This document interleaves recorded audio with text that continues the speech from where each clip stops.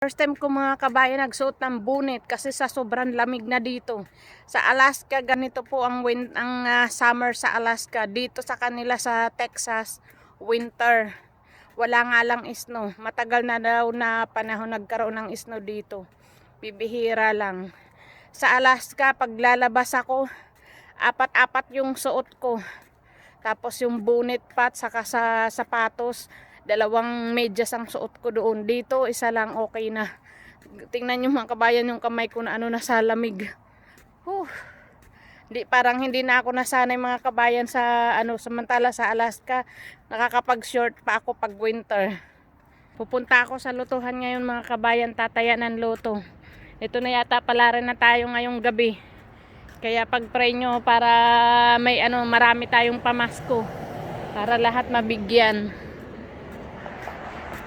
Mabuti dumating na yung apam galing sa trabaho. Kaya nakalabas na ako. Nandun sila kulit.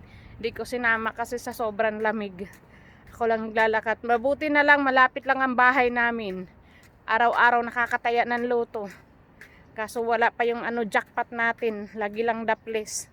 Sige lang, taya lang ng taya. Para pag tumama tayo mga kabayan, maraming mabibigyan ng balato. Pag-pray nyo lang po.